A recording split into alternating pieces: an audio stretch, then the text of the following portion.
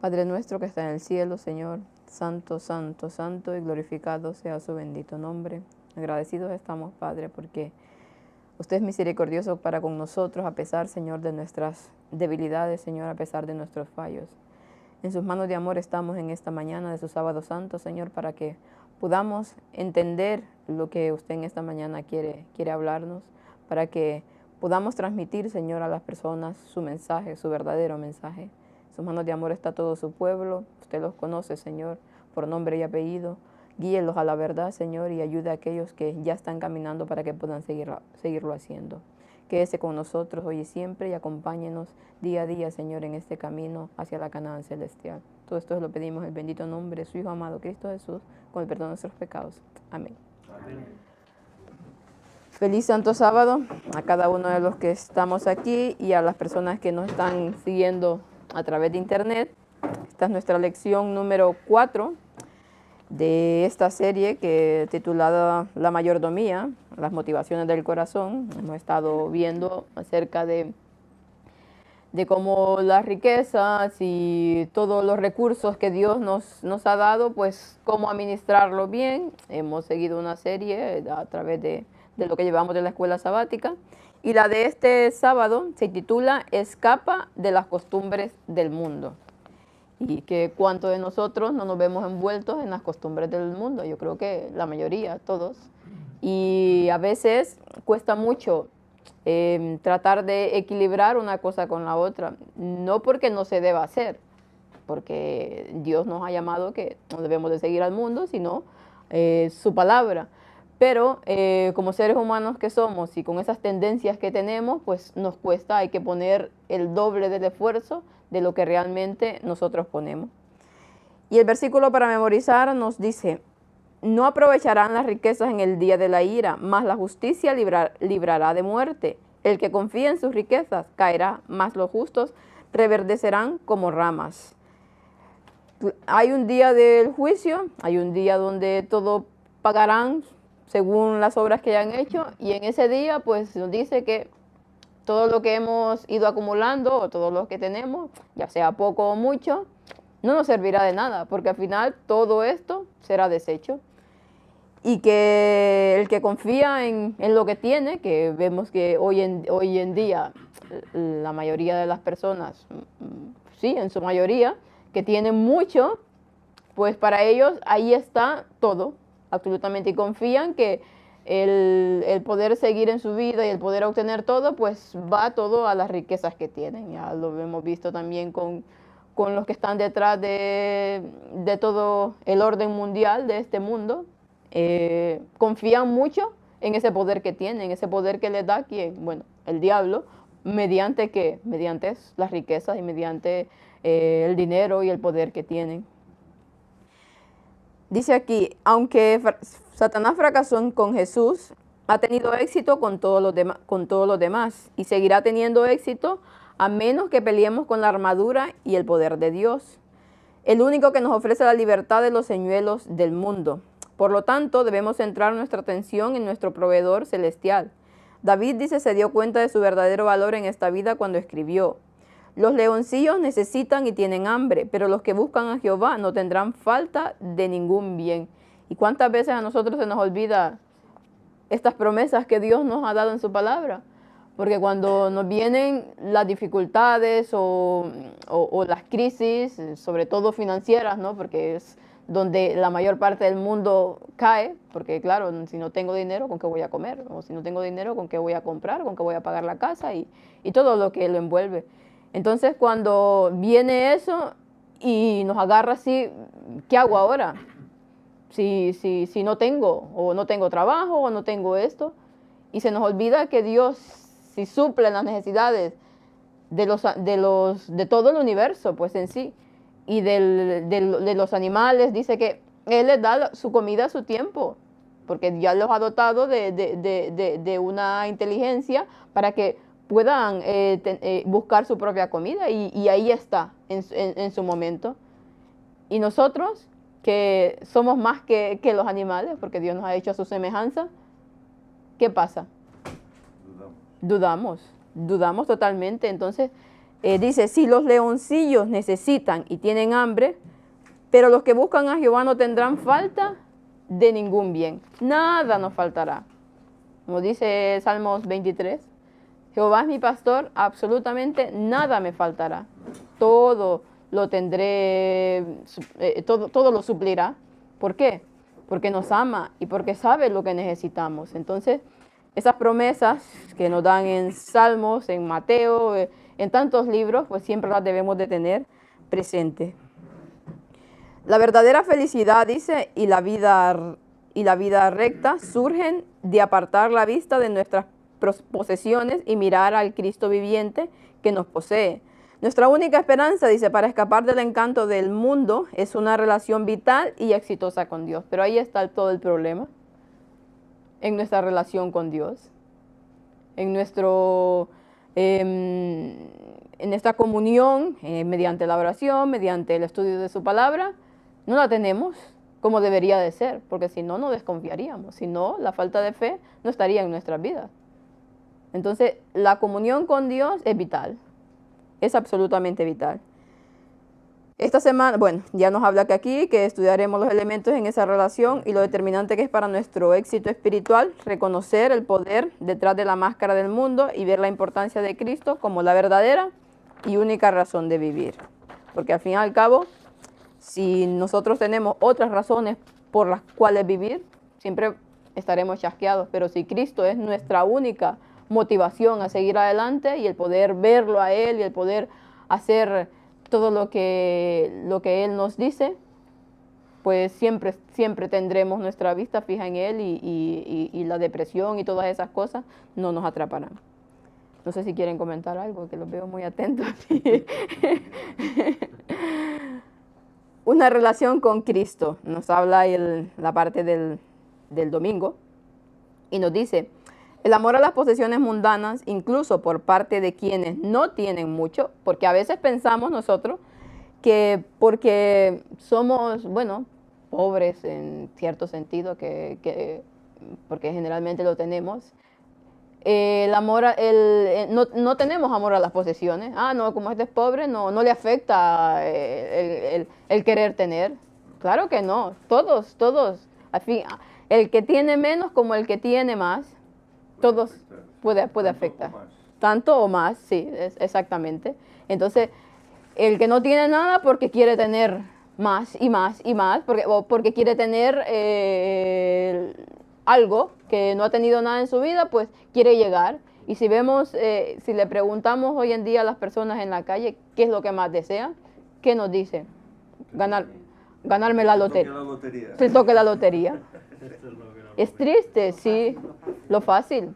No tengo nada en la vida, que me toque la lotería, si me soluciona la vida, dejo de trabajar, me dedico a patearme el dinero en lujos y en viajes y en todo, y ya está, soy feliz, supuestamente. Claro, y luego cuando te toca la lotería y te das cuenta que el vacío que sentías pues sigue ahí, entonces el vacío se hace todavía más grande, ¿no? Por esto tanta gente que le ha sucedido, que le ha tocado la lotería, confiesan al cabo de unos años que son más infelices que antes, ¿no? Así es, exactamente, porque mira, ya tuvieron lo que quisieron, ¿y ahora qué? Sigue lo mismo, porque eso solo fue un momento. Y muchos se gastan todo rápidamente y luego se quedan endeudados. Ya, también. Y lo pierden todo. Sí, es y luego que... pues depresión y hasta suicidios. Así es.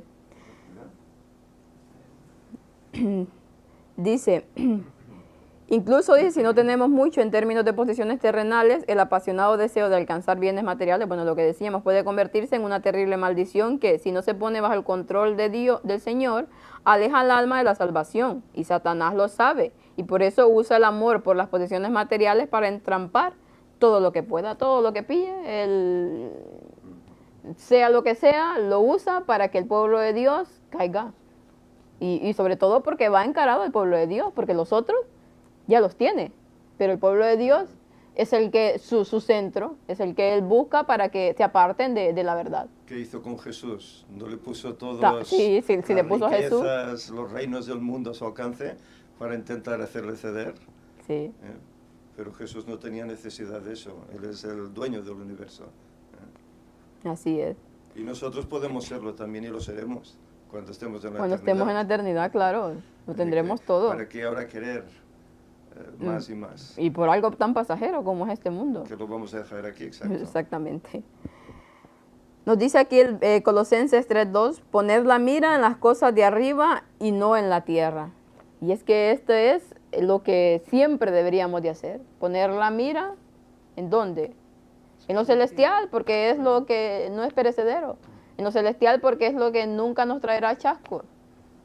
Si ponemos las cosas la mira en las cosas de aquí de la tierra, siempre saldremos chasqueados, siempre saldremos mal. ¿Por qué? Porque esto no nos llena, tal y como nos debería de llenar las cosas celestiales. Somos lo que contemplamos. Sí, sí, sí.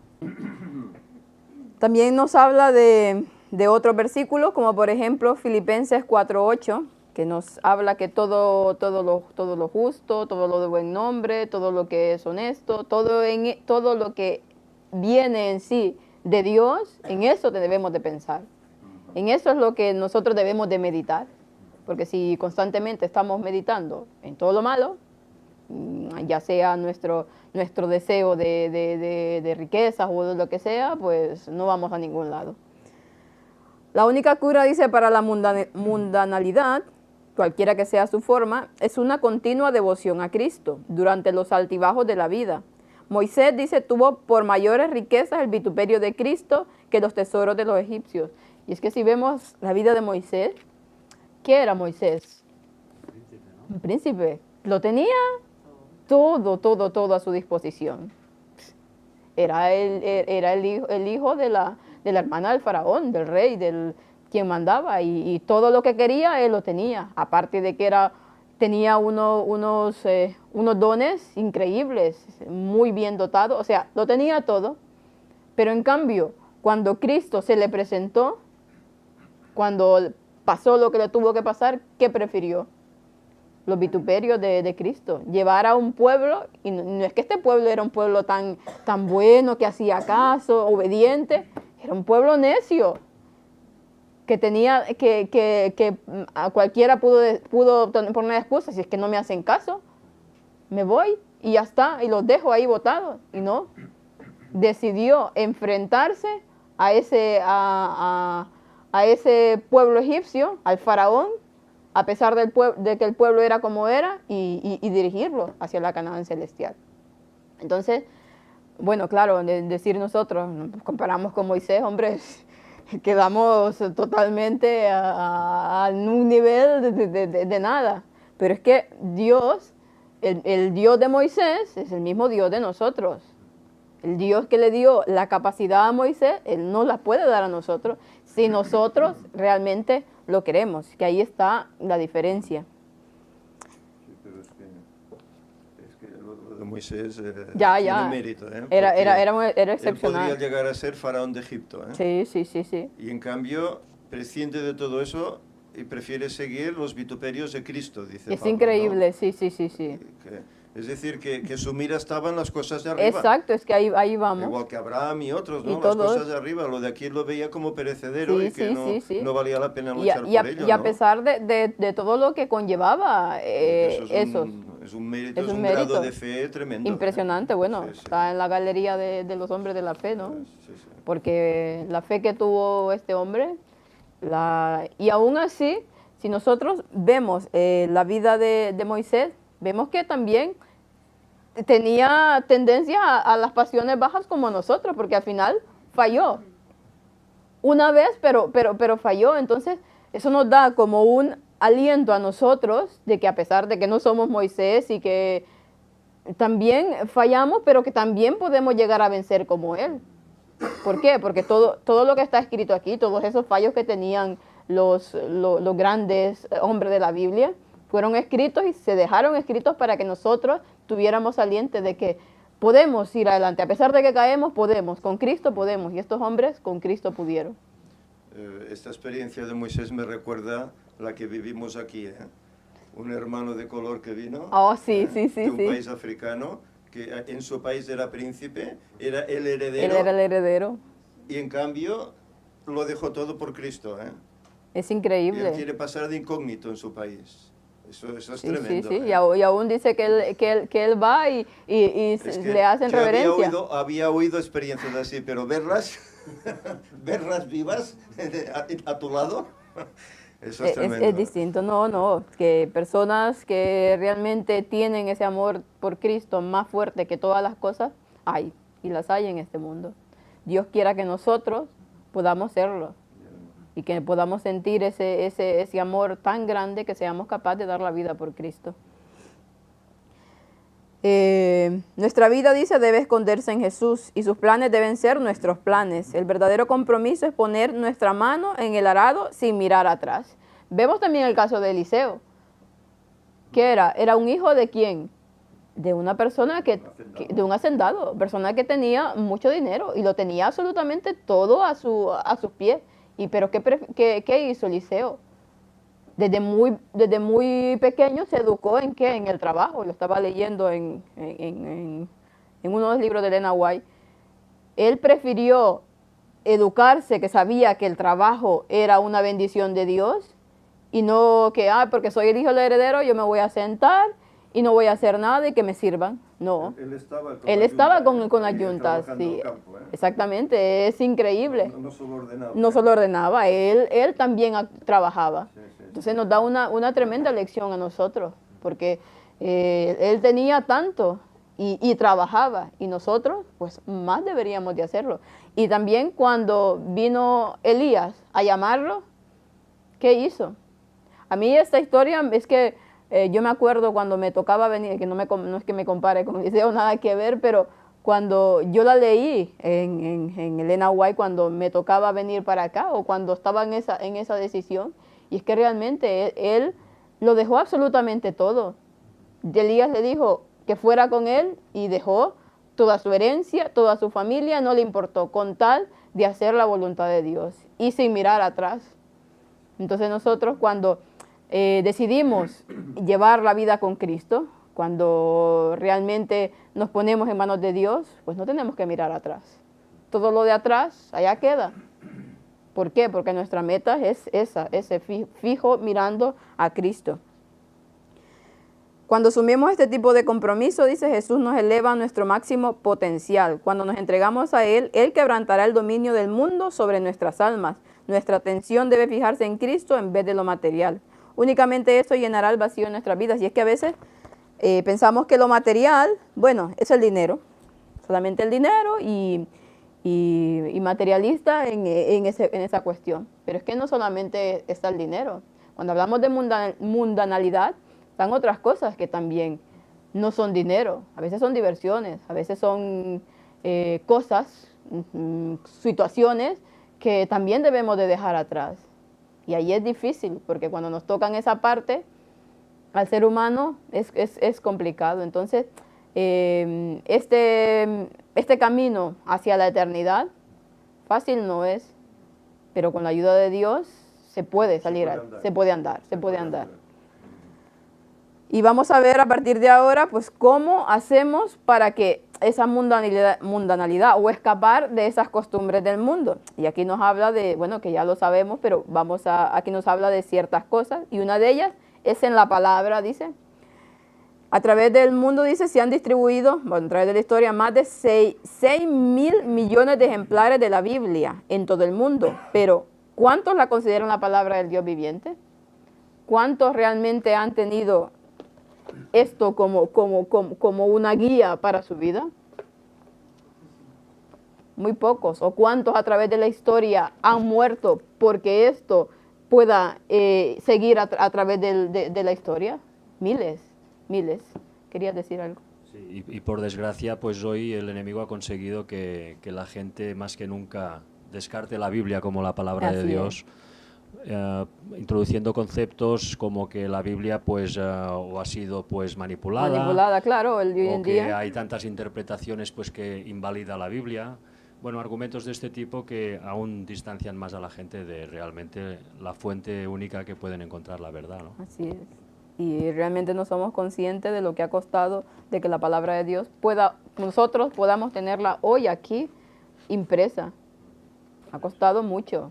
Gente que, como lo decía anteriormente, ha arriesgado su vida, gente que se ha memorizado esto, toda la Biblia, para que pudiese ser transmitida a través de las generaciones. Entonces, cuando nosotros tenemos la Biblia y no hacemos uso de ella o la tratamos como, mira, como cualquier cosa, realmente no somos conscientes de lo que ha costado que la palabra de Dios pueda mantenerse hoy en día y que nosotros podamos disfrutar de ella. Menospreciamos a todos aquellos Menospreciamos, claro. dieron todo para dieron su vida. Los valdenses, si hablamos de la historia de los valdenses, dieron su vida, muertos, torturados, porque esta palabra de Dios pudiese seguir adelante.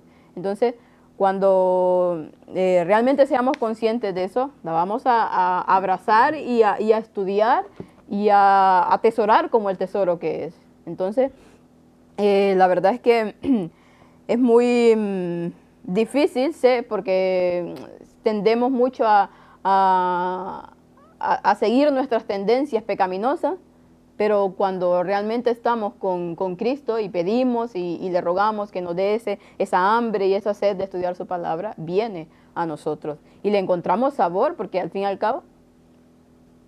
Sí, sigue, no, di. No, y que deberíamos ser conscientes de todo esto, ¿no?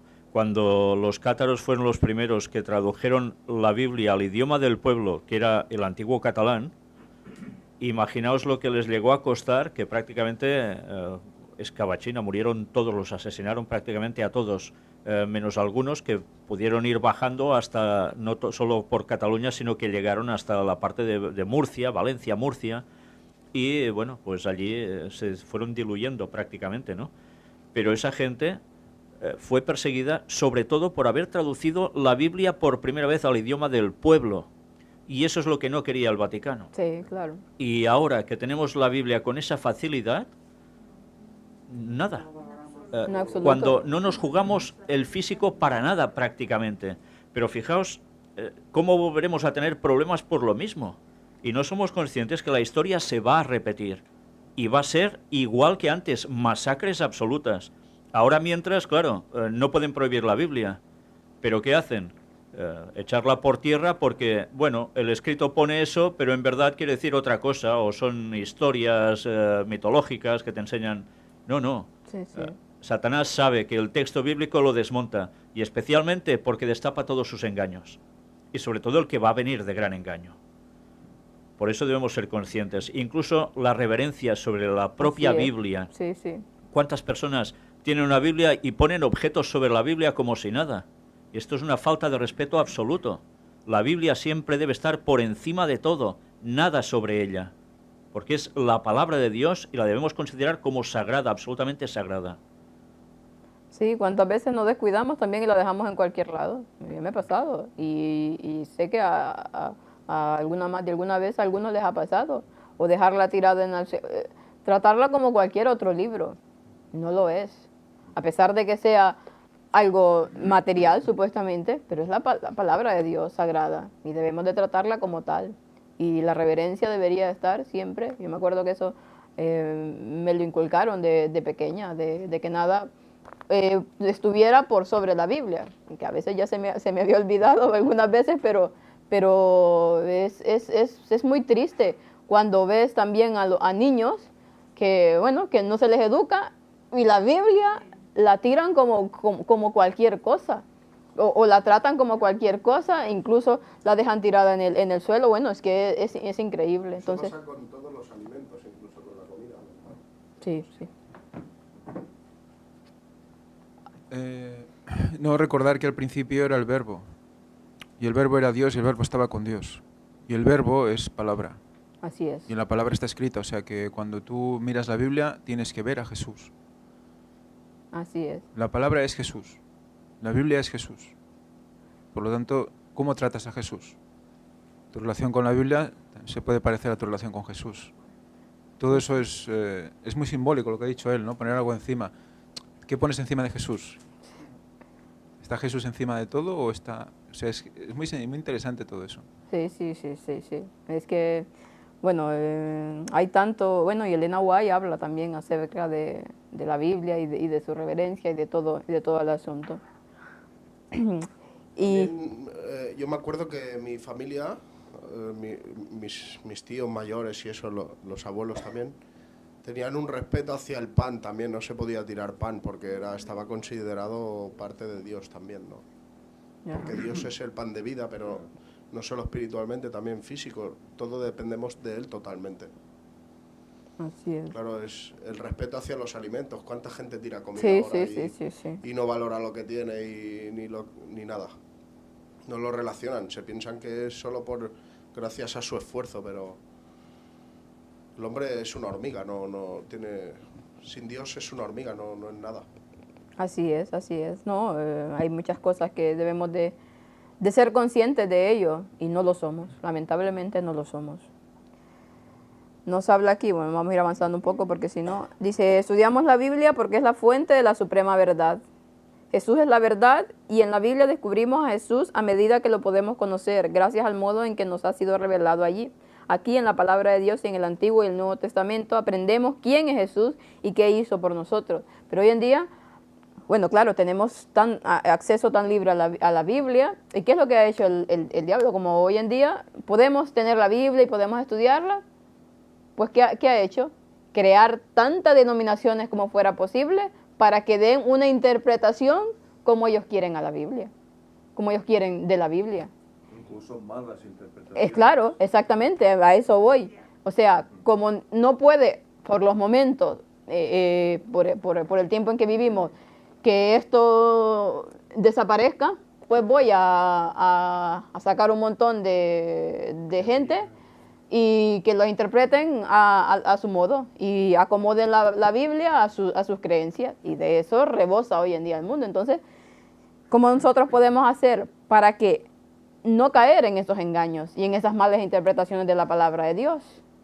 Solamente por la guía del Espíritu Santo, solamente mediante la oración y pidiendo. Por eso al abrir la palabra de Dios siempre debe de anteceder una oración, pidiéndole al Espíritu Santo que nos guíe para que Él nos pueda indicar la verdad, y la verdad que solo está aquí, pero únicamente la podemos descubrir cuando estamos en esa comunión con Él, en esa comunión con Dios, orando y pidiéndole ese discernimiento para que este conocimiento sea realmente el que tiene que ser. El amor al mundo, dice especialmente el amor a las posesiones mundanas, fácilmente puede alejarnos de Dios si no tenemos cuidado, y a todos nos puede pasar. Por eso debemos permanecer en la palabra que nos señala las realidades eternas y espirituales tan cruciales para la vida cristiana, y es que eso es lo que hace la palabra de Dios. Nos muestra el camino, nos muestra que todo esto es perecedero y que todo esto al final quedará fundido en el fuego. Nos muestra que hagamos lo que hagamos, lleguemos a tener lo que tengamos, eso desaparecerá. Y entonces es como nosotros vamos viendo realmente que esto de aquí es perecedero. Y entonces ese afán y esas ganas de riquezas y de poder, pues tienen que ir desapareciendo si la persona se va empapando de la palabra de Dios. Por eso es una guía, por eso es tan esencial en nuestra vida, la vida, el estudio de la palabra de Dios. Porque es la que nos hace ver también en el tiempo en el que estamos. Y qué es lo que debemos de hacer. Y por en medio de eso, pues conocemos al Verbo, conocemos a Cristo y a todo el camino que hay que seguir y su ejemplo que nos dio. ¿Quieres comentar algo? Además que si no estudias la palabra de Dios, tu fe no queda cimentada y cuando vienen los problemas se dobla como una hoja, ¿no? Ayer precisamente hablando con un amigo que es cristiano, es católico y cree en Jesús, cree en Dios, pero está atravesando un momento difícil y como nunca ha estudiado la palabra, pues su fe no le ayuda para tirar adelante y tampoco le permite entregarse plenamente al materialismo, por lo tanto está como atrapado en un territorio de nadie, ¿no? Yo le recomendé que estudiara la Biblia y que se acercara a Jesús porque realmente es donde está la salida y donde se puede cumplir todo anhelo, ¿no? Pero así es, no. A veces la gente, bueno, a claro, veces sí, no, los sí. católicos desconocen la Biblia. Sí, sí. No conocen solo lo que les dice el cura en misa y cuando van, y un versículo de nada y ya está. No tienen la más mínima idea de todo el contenido tan precioso que hay por medio de la palabra de Dios y que ahí están las promesas. Hay una promesa para cada situación en nuestra vida. Si nosotros, bueno, hay gente que se ha dedicado a sacar por si estás en problemas financieros, si estás en problemas familiares, si estás en esto, se ha dedicado a sacar cada versículo. Y es cierto, hay una palabra, hay una promesa para cada situación en nuestra vida, entonces no deberíamos de temer. ¿Por qué? Porque ya Dios de antemano ha dejado eso para que nosotros lo tengamos aquí y lo podamos hacer realidad en nuestras vidas. Vamos al martes, que nos habla también de otra parte importante, bueno, ya lo veníamos comentando, la vida de oración. Es tan esencial como la palabra de Dios, es tan esencial para nuestras vidas como el estudio de la palabra de Dios. Y esta es la vida eterna, dice, que te conozcan a ti, el único Dios verdadero, y a Jesucristo a quien has enviado. Juan 17:3. No es de extrañar, dice, que los cristianos a menudo digan que su fe gira en torno a su relación con Dios. Y es que si no tenemos esa relación con Dios, no podemos tener fe. Rápidamente nos vemos hundidos. Si conocer a Dios, dice, es vida eterna, entonces podemos hallar esa vida a través de una relación con Él. Y por supuesto, lo primordial de esa relación es la comunicación. Bueno, ayer vimos, dice que Dios se comunica en nosotros mediante su palabra divina y nosotros a su vez comulgamos con Él mediante la oración. Sin oración no tenemos vida. Si nosotros cuando nos levantamos por la mañana y lo primero que hacemos es orar, mira, no quiere decir que vamos a tener fácil el día, porque no, porque vendrán situaciones, pero si hacemos de Dios lo primero, y nos encomendamos, Señor, encomiendo este día en tus manos, seguro que siempre tendremos una solución. Para cada cosa que nos vaya sucediendo en el día, tendremos una solución. Claro, Dios, sí, el Espíritu Santo te va guiando. Pero no es solo orar, no, es orar y estudiar la palabra. Sí, claro, a eso porque va. lo que es incomprensible es que alguien se diga cristiano, se levante por la mañana y... bueno, pues ahora desayuno o se desayuna y ya me voy a trabajar o me voy a estudiar o lo que sea. Ya, pero ¿y tu relación con Dios, que es lo primero? ¿No le agradeces a Dios por la noche que te ha dado y estás vivo? ¿No le pides oración para que te guíe durante todo el día? ¿Y no te pones en contacto con Él, con su palabra, para que su palabra entre en ti en las primeras horas de la mañana? ¿Dónde sales sin eso? ¿Tú eres cristiano o eres una cebolla? Realmente es que tenemos un problema. Y nos vamos a acostar y no leemos nada más. Ni oramos. O quizás oramos un poquillo y a dormir. Y no nos instruimos más. ¿Qué pasa? ¿Que durante el día no necesitamos de Dios? Es lamentable, ¿eh? Nuestra condición es pésima si seguimos una vida así. Muy pésima. Yo me acuerdo que mi madre siempre nos decía, si nos levantamos y no orábamos o no estudiábamos, es que se levantan como mulas o como perros, nos decía. Que no, lo primero debía ser siempre estudiar la Biblia y orar. Siempre, siempre, para todo. Entonces, como decía él, es muy, muy triste la vida de un cristiano así. Bueno, es que ni tan siquiera se puede llamar cristiano, porque ¿qué fe va cultivando? Ninguna. Si no se ora, si no se estudia la Biblia, si no se tiene esa comunión con Dios, ¿a qué nos estamos preparando? ¿Para qué nos estamos preparando? No eres transformado, ¿no? Sí, claro, esa transformación. Nos estamos preparando para ir a caer de cuatro patas al engaño.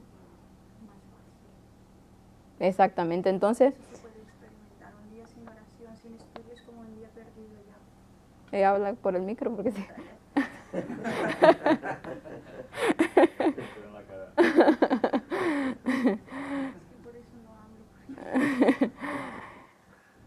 No, pero la gente sí quiere escuchar. Si como hemos visto, dice, debemos poner nuestra... Bueno, eso creo que ya lo leí. Si como hemos visto, debemos poner nuestra mente y corazón en las cosas celestiales y no en las cosas de este mundo. Entonces la oración es fundamental. Esto es así porque por su naturaleza la oración nos señala un reino más elevado que el mundo mismo. Y es que por medio de la oración es como te haces amigo de Dios también.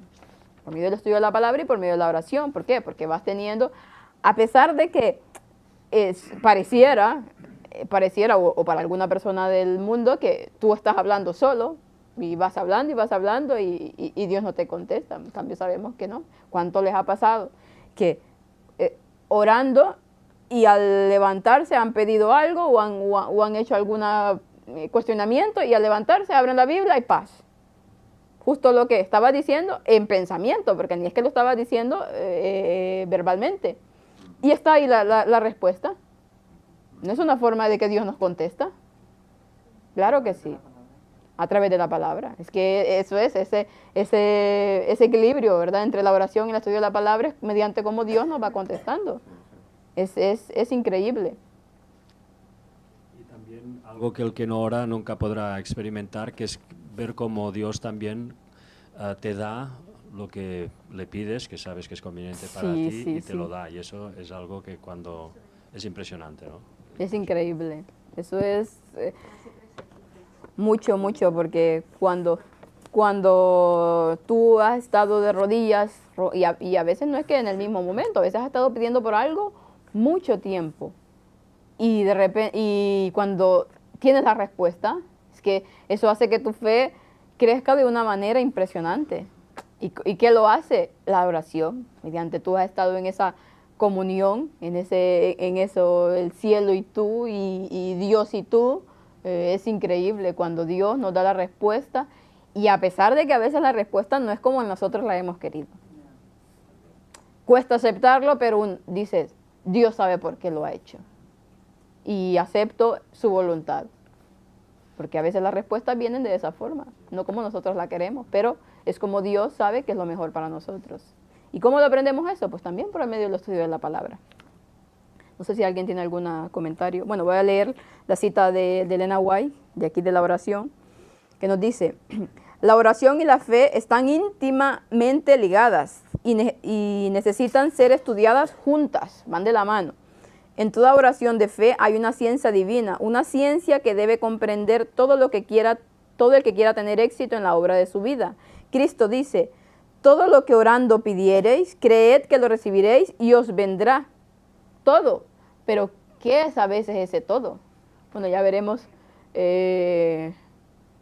no sé si es aquí o en el jueves, alguna cosa, bueno, graciosa que dice la lección.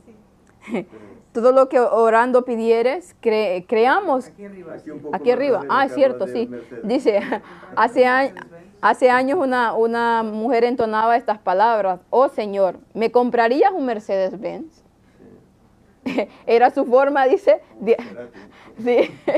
era su forma de atacar el materialismo de quienes profesan tener fe en Dios. Y es que a veces pareciera que pedimos cosas que no debemos de pedir, cosas que realmente Dios sabe que no nos convienen, ¿no? Porque he escuchado, bueno, eso los pastores de estos movimientos pentecostales, que empiezan con la prosperidad y pídele a Dios un auto de lujo, pídele a Dios una mansión, que Él te la va a dar.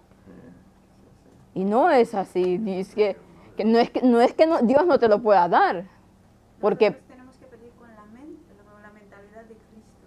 Sí, sí. Lo que Cristo pediría. Sí. No, dilo. Es muy interesante lo que has dicho. Lo que tú puedas decir puede ayudar a mucha gente. O sea que... Sí, creo que sí.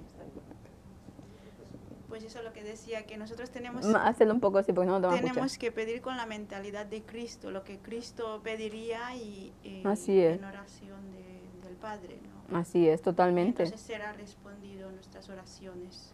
Tenemos que pedir a la voluntad de Dios. Señor, yo tengo la necesidad de algo, pero realmente tú sabes si eso es necesario para mi vida o no. Porque al final es eso, lo que tú supuestamente necesitas y lo que Dios sabe que nosotros necesitamos. A veces pensamos que podemos necesitar, yo qué sé, ciertas cosas, y realmente no, sino que es nuestra humanidad que nos dicta y nos dice eso. Y como dice... Moderado también, Dios te da lo moderado. Tú. Sí, así es. Me ha hecho gracia, ¿no? Porque al igual con lo que decías tú, que Señor, dame un Mercedes-Benz, ¿no? Pero al igual si necesitas para ir a trabajar un Seat Panda, pues te pondrá un Seat Panda. Y tendrás que aceptarlo porque es lo justo, Dios es justo, ¿no? Así es. Si hay a quien le pone un Ferrari, al igual es porque tiene que correr mucho para salvar vidas. Y no hay más, ¿no? Pero no quieras un Ferrari para enorgullecerte a ti mismo, sino que sea para engrandecer la gloria de Dios. Sí. Así, ¿no? Esta semana Copeland, no sé si os acordáis de ese señor, un pastor evangélico, ecuménico a tope, que lo mostramos con ese ecumenismo tan brutal con el Papa y con una cara tan extraña que da miedo sí, solo verlo. Da miedo. Aparecía fotografiado delante de un jet privado impresionante y decía: Dios me ha dicho que me lo tenía que comprar para transmitir el evangelio así, ¿no? Bueno, pues hay borregos que le dan dinero creyéndose que realmente Dios le ha dicho eso, ¿no? Y tristemente se lo tragan. Y él no hace una labor precisamente divina, sino totalmente satánica, que eso es lo peor. Pero bueno, ya veis, no solo Dios da cosas, también Satanás. Claro, es que ahí está. Respecto de la oración, es bueno plantearse que no es por mucho orar que recibes. No. No es un acto de por obras. La oración es necesaria para nosotros, pero el Señor nos da las cosas por su infinita misericordia. Y nos da lo que nosotros necesitamos, no necesariamente lo que pedimos, pero siempre habrá una solución para ese problema. Lo que dice en la White es que esa oración nos capacita para recibirle. Por lo tanto, ese acto de orar abre puertas y está capacitándonos para tener a Cristo en nuestro interior, a través de su Santo Espíritu. Entonces, toda esa oración que nosotros hacemos no es por cantidad, no es por kilos. Esa oración que hacemos va a hacernos más cercanos a Dios. Es para nuestro propio bien.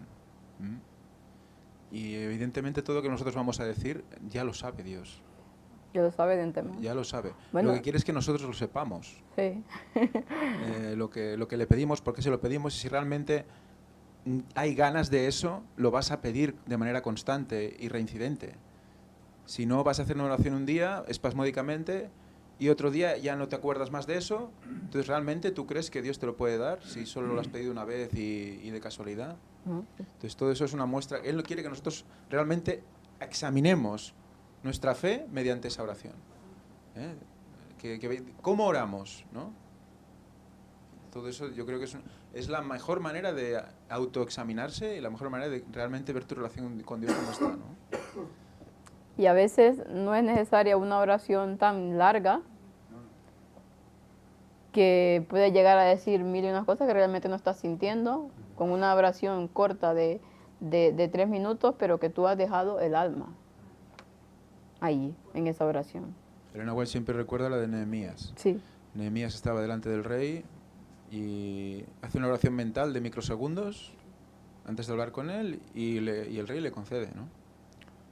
Que realmente lo que importa es que se haga de corazón. De corazón. ¿No? Que lo de dentro salga. Así es. Y que dice que solo hay conexión con Dios cuando le explicas algo referente a tu vida privada, a tu vida, lo que tú estás viviendo. No vale una oración mantra. No, no. No vale una oración porque sí. Así es. La parte del miércoles nos habla de la vida de sabiduría, dice. Una de las historias más bellas de la Biblia es la del pedido que Salomón le hace a Dios, para que le des sobre todo un corazón entendido para juzgar a tu pueblo y para discernir entre lo bueno y lo malo, porque ¿quién podrá gobernar este pueblo tan grande? Es una de las oraciones más históricas, más conmovedoras de la Biblia. Hay varias, pero esta oración de Salomón, cuando pudo haber pedido, Dios le dice, pide que yo te lo voy a dar. Dios quien estaba hablando. ¿Y qué pidió Salomón en ese momento? Y bueno, ya después lo que pasó con Salomón es otra cosa, pero en ese momento, ¿qué pidió? Sabiduría. Sabiduría para saber gobernar a ese pueblo. Sí, era jovencito. Era jovencito y podía pedir lo que quisiera, pero en cambio pidió lo que tenía que pedir. Lo que necesitaba, justo lo que Dios seguramente ya sabía que él tendría que pedir o que pediría. Su educación cristiana desde joven fue fundamental. Claro, claro, claro. Su padre, bueno, ya vemos quién fue su padre. Su padre y su madre. Y su madre, David. Y ya se había casado con la hija de Faraón y ya estaba adorando en lugares altos. O sea, fijaros la misericordia de Dios, ¿no? O sea, que él ve más allá. Él ve más allá. Y en eso le hace eso. Y luego el mismo Dios le dice, oye, ¿cómo es que no has elegido que te dé larga vida? ¿Y cómo es que no has elegido que te dé, ¿no? Todo el reino. Y dice, puesto que has elegido sabiduría, te voy a dar todo lo otro también, ¿no? Es que claro, dices, y había hecho lo que había hecho, ya se había casado con el hijo de Faraón. Sí, ya había cometido sus errores. Sí. O sea, que tenemos que tener en cuenta, tener misericordia de nosotros mismos, que Dios no nos va a contestar porque hayamos hecho algo malo. Lo habremos hecho quizás en nuestra ignorancia, quizás en nuestra debilidad, pero vamos a buscarle con el corazón abierto. Entonces Dios va a responder, ¿no? Y eso lo va a tirar al mar. Con Salomón es realmente... Es increíble. Brutal, ¿eh? Bueno, con Salomón y con tantos que ha tenido misericordia. Claro, vemos también la historia de su padre, que bueno, hizo lo que hizo, pero en cambio Dios le dio todo lo que le dio y llegó a ser el amigo íntimo de Dios, lo llama amigo, lo llama el elegido, conforme al corazón de Dios, conforme al corazón de Dios. Es que Dios te diga eso es impresionante, conforme al corazón de Dios, a pesar de todo lo que hizo. Pero, ¿por qué? Porque Dios conocía su corazón de verdad. Lo conocía mejor que David mismo. Sabía lo que había ahí, sabía que había un corazón dispuesto a Dios a pesar de sus errores. Salomón dice tenía una sabiduría extraordinaria, pero la sabiduría en sí misma, si no se pone en práctica y no se vive, llega a ser nada más que una buena información. Y es que pedimos a Dios sabiduría, conocimiento, pero ¿qué hacemos con todo ese conocimiento? ¿Lo guardamos para nosotros?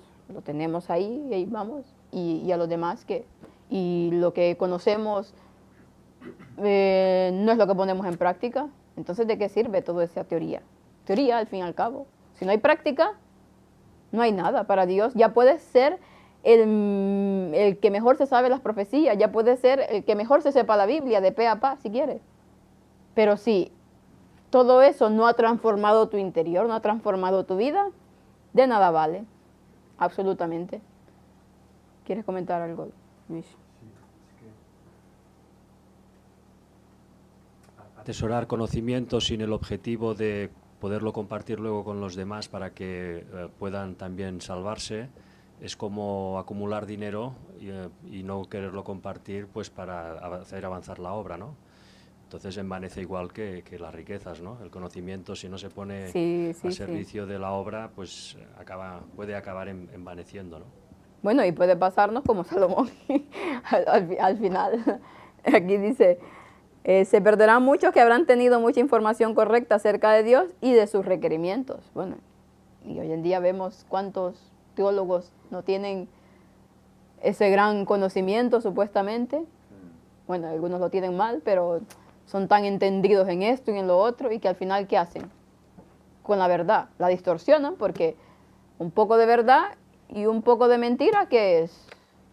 No es la verdad, es la falsa. Entonces, se perderán muchos que nosotros vemos y que decimos, hombre, realmente es, bueno, alguna gente cree que bueno, y en el pueblo adventista pasa ya mucho esto. Llegan a endiosar a tantos teólogos de estos, de los más renombrados, y que están llevando al pueblo por el camino que no deberían de llevar. Y muchos, por ese conocimiento, que quedó ahí en conocimiento, se perderán. Pero la falta de obediencia de Salomón, es que ahí va la sabiduría, el conocimiento, tiene que ir ¿con qué? Con la obediencia. Si no hay obediencia, pues lo otro no sirve. La obediencia de Salomón hizo que se alejara de los caminos a los que el Señor lo había llamado. Recién más adelante en la vida, en la vida entró en razón y con humildad escribió, porque mejor es la sabiduría que las piedras preciosas, y todo cuanto se puede desear no es de compararse con ella. Al final de su vida y después de probarlo todo, porque este hombre hizo de todo. Llegó al punto más vil y más bajo que pueden llegar los seres humanos. Pero que al final Dios tuvo tanta misericordia de él que lo perdonó, y al final entró en razón y se dio cuenta, y bueno, y tenemos los Proverbios y Eclesiastés y todos estos libros que son para nuestra enseñanza, con una sabiduría que ya denotaba lo sabio que era este hombre, pero que por muy sabio que fuera, si no se pone a Dios, si no se sigue la obediencia, de nada nos sirve toda esa sabiduría y acabamos como Salomón. Desperdició toda su vida, pudo hacer mucho para Dios. Tenía todo, porque ¿qué es lo que no tenía? Dios le dio riqueza, le dio poder, le dio inteligencia, le dio todo. Mas sin embargo, ¿qué hizo? Lo desperdició. Pero que bueno, tanto fue la misericordia de Dios que al final pues nos ha dejado escritos mediante la inspiración del Espíritu Santo estos hermosos libros de Proverbios y Eclesiastés que nos dan tanta enseñanza y que nos ayudan también para los momentos difíciles que a veces tenemos nosotros. La sabiduría, dice, es la aplicación del conocimiento y el entendimiento. El conocimiento representa los hechos, el entendimiento representa el discernimiento y la sabiduría se da en el proceso de aplicar nuestro entendimiento y conocimiento a nuestra vida. Un mayordomo sabio, dice, no solo necesita conocimiento y entendimiento, sino una experiencia que se obtiene al vivir ese conocimiento y ese entendimiento. Y bueno, ya nos da aquí que el ejemplo de Salomón muestra con cuánta facilidad hasta el más sabio y el más entendido puede verse arrastrado por la vaciedad de un estilo de vida materialista, si no pone en práctica el conocimiento. Y es que al final a Salomón lo llevó, el que todo eso que tenía se vio tan colapsado que la riqueza y el poder lo llevaron a hacer lo que hizo. Y a veces a nosotros pues no somos hijos de un rey y todas las posiciones y toda la sabiduría que tuvo Salomón, pero en nuestras limitaciones también nos puede llevar. Es que el problema de Salomón, sí, podemos pensar, uy, fueron las mujeres y después todo lo que vino, pero es que el verdadero problema no era ese. Lo que lo originó todo es buscarse autosoluciones. Porque Dios ya había dicho que en su reinado no habría ningún problema. Pero él, para tener paz con todos los otros pueblos, hizo alianzas humanas. ¿Cómo? Pues casándose con las hijas de los reyes por toda la zona. En consecuencia, ahí ya se pudrió todo. No confió en que Dios era capaz de hacer esa misma función sin él tener que hacer esos acuerdos que eran totalmente contrarios a la voluntad divina. Fijaos, ¿y eso no nos pasa a nosotros?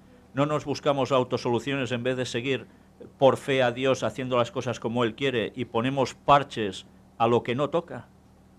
Si es que no cambiamos nada. Los humanos somos besugos todos y lo hemos de entender. Y si no nos ponemos en consonancia con Dios en todo, caemos igual. Y gracias a Dios que al menos está registrado, para que eso al menos nos haga pensar. Y piensas, si Él era tan sabio y cayó en todo eso, imaginémonos nosotros como somos comparados con Él, ¿no? ¿Dónde podemos llegar a caer si no nos aferramos más a Cristo aún? Hoy en día los sabios buscan ecumenismo.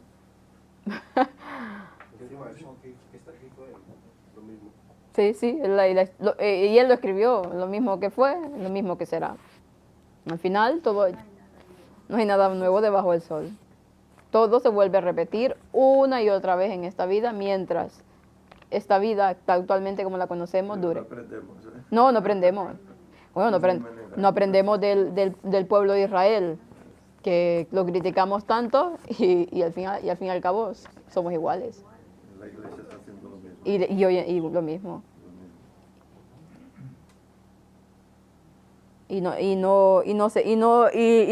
La iglesia es la niña de los ojos de Dios y lo será hasta el final.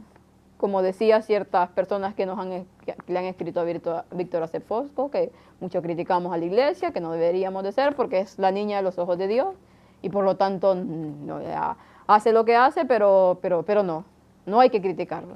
Pero es que la misma apostasía que vivió Israel físico en tiempos de Jesús y antes y posterior, está viviendo la iglesia hoy, exactamente la misma. Lo mismo. Y es así. Ya la semana pasada lo decíamos también en el sermón, ¿no? ¿Cuántos estuvieron preparados para recibir a Cristo cuando vino? ¿Todos los dirigentes del pueblo? Ignorantes completamente. Y conocían las profecías de pe a pa. De pe a pa. Pero sabían. La posición en el mundo, el deleite, ¿no? La riqueza, todo eso los cegó. Y hoy pues está pasando lo mismo. Por tener bienestar, nos estamos vendiendo incluso a Roma. A Roma, o el mejor postor. Eso es tremendo. Bueno, él se vendió a Egipto, Sí. Hay gente que no le interesa que salir de este acomodamiento y que no se hable de la verdad y le llaman que no critiquéis, pero no es criticar, eso es amonestar, porque la palabra de Dios dice que hay que amonestar a lo que no se hace bien. Hay Pues, que decir lo que no se hace bien dentro de las iglesias. Otra cosa es criticar la vida de otro cuando Dios ya sabe lo que hay en la vida de esa persona. Pero en una iglesia, en una congregación, esas cosas hay que amonestarlas. Lo que pasa es que el diablo no le interesa que se amonesten estas cosas. no, claro. Porque si no, no lleva a la iglesia a donde él quiere que vaya. Pero sí que hay que hablarlo. Hay que amonestarlo, porque si no la iglesia no va adelante como iglesia. Otra cosa es la vida personal de un feligrés. Tú la vida de esa persona no la vas a criticar. Ya conoce bien la situación de la vida privada de esa persona Dios. Pero las actuaciones dentro de la iglesia hay que amonestarlas, porque eso está afectando a todo el pueblo de Dios. Así es. Y eso no es la voluntad de Dios. Son dos cosas diferentes. Pero ellos dicen que no hay que criticar a la iglesia. Perdona, pero no es criticar a la iglesia, es amonestar lo que Es Dios decir, lo quiere que están no se haga. haciendo. Claro. Por eso la mayoría de los sermones que se oyen hoy no son de amonestación, sino son para que el pueblo se agrade, ¿no? Qué bonitos que sois, qué buenos que sois, pero no se habla de que sois pecadores, que tenéis que arrepentiros, tienes que buscar a Cristo. No se habla de esto. Solo se habla de lo que la gente quiere escuchar.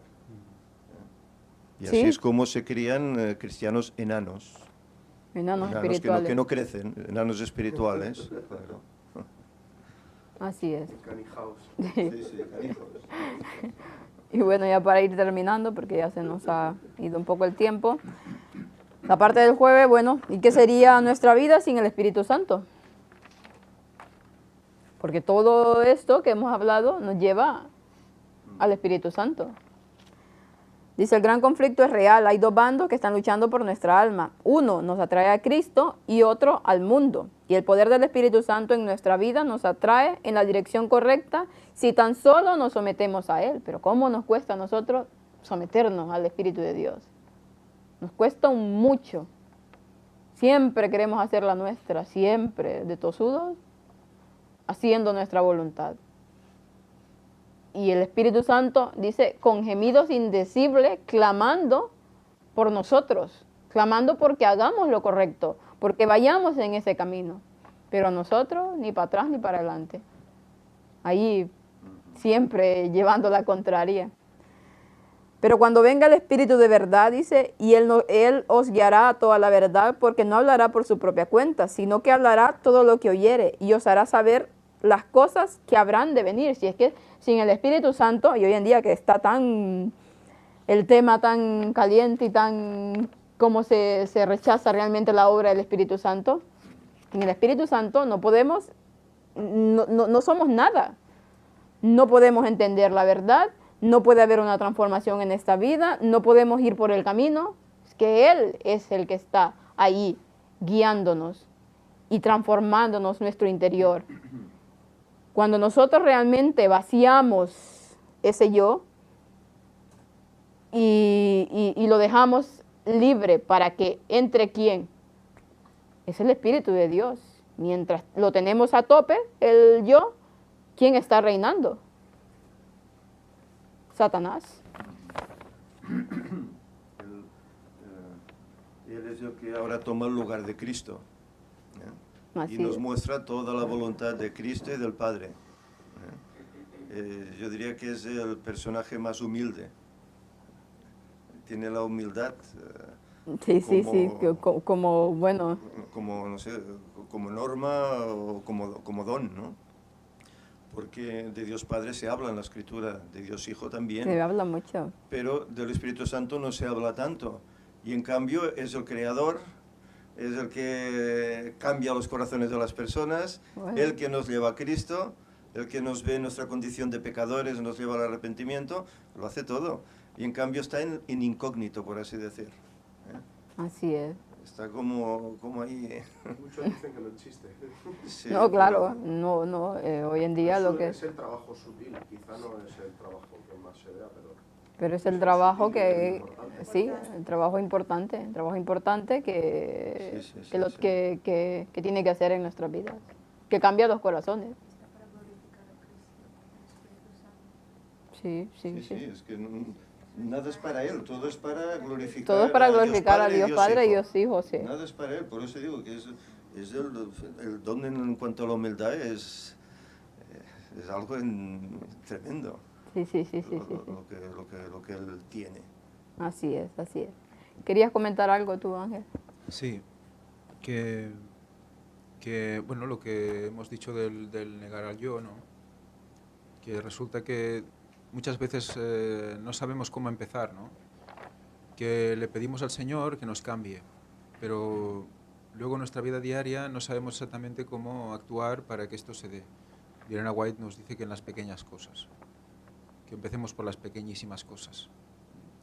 Así es. Hay unos textos en la conducción del niño al respecto de los deberes del hogar que lo lees y es impresionante. Te dice que te cambia la mente, te da paz, te ayuda a tener conexión con Dios. Bueno, toda una serie de cosas. Cuando lo estás leyendo parece que, bueno, si esto es una evangelización, es una lectura de versículos, esto es orar. No, está diciendo de los deberes del hogar. O sea, que pequeñas cosas que parecen que a veces no, pero están como que estamos por encima de esas cosas, resulta que esas pequeñas cosas son las que realmente están ayudándonos a negar al yo, porque las haces para Dios, las pequeñísimas, ¿no? El saludo, la cortesía, pequeñas cosas, eso es lo que realmente estás empezando a trabajar para Dios. O sea, es nuestra parte, lo que nosotros podemos hacer por voluntad, ¿no? Aparte de orar y pedírselo, actuar así. Y es realmente como el Señor ha puesto esa manera de vivir por nuestro bien también. Y muchas veces esas pequeñas cosas las obviamos, las dejamos, pasamos por encima, como que nosotros no tenemos por qué hacerlas, ¿no? Sí, sí, sí, sí. Así es, totalmente. Bueno, ya para ir terminando, porque ya es tarde, dice, un mayordomo actúa, la parte del viernes, según los principios gemelos, el deber y el amor. El deber y el amor van de la mano, juntos. Si no, uno no puede estar sin el otro.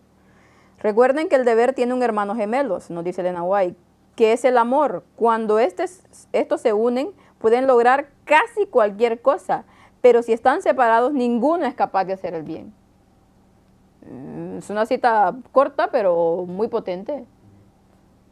Si están juntos, los dos unidos, el amor y el deber, pueden hacer casi cualquier cosa que se proponga.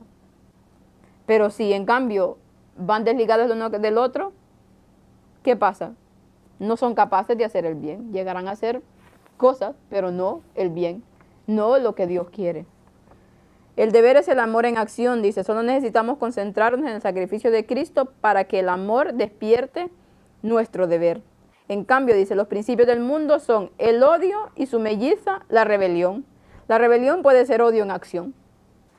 Lucifer se rebeló contra Dios, dice, y nunca dejará de hacerlo hasta que sea destruido. Él convirtió la autoridad del amor en el amor a la autoridad.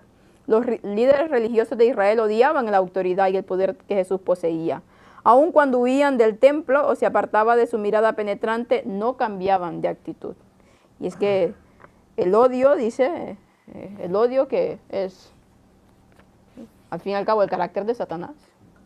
Por lo tanto, si se alberga odio en el corazón, ¿qué pasará? Rebelión. Todo lo contrario a lo que Dios quiere. Y todos los líderes religiosos, pues, ¿qué hacían? Odiar a Cristo. ¿Por qué lo odiaban? Porque era más santo que ellos. Porque hacía las cosas que tenía que hacer. Porque les demostraba quiénes eran realmente con el actuar. Y entonces, claro, no gustaba porque él los ponía en evidencia de que lo que estaban haciendo era mal. Y entonces también les quitaba el poder que tenían sobre la gente y todo lo que ellos querían hacer a sus anchas.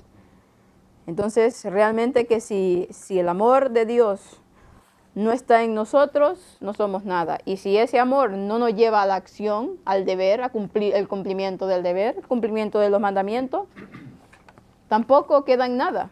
Entonces, debemos de tener siempre en cuenta que si no hacemos que nuestra vida vaya en consonancia con la de Dios, que nuestra vida vaya cada día en esa relación con Dios perfecta que debe de haber, tiene que ser perfecta esa relación, bueno, intentar que sea perfecta, porque a veces no lo logramos, pero intentar siempre la perfección en esa relación con Dios, en mantenernos tan y tan unidos a Él, que ya no salga el bien por sí solo, sin que nosotros estemos pensando, ah, mira, voy a hacer esto, lo otro, no, si es que sea algo natural, pero solamente es mediante la ayuda del Espíritu Santo. Sin Él no podemos hacer nada. Así que vamos a terminar nuestra escuela sabática con una oración.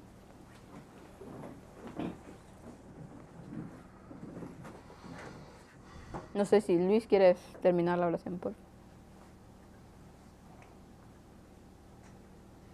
Padre nuestro, que estás en los cielos, gracias Señor por esta escuela sabática que hemos tenido. Ayúdanos, Padre, a seguir tus caminos, a seguir las sendas antiguas que nos llevan a ti, a no desviarnos.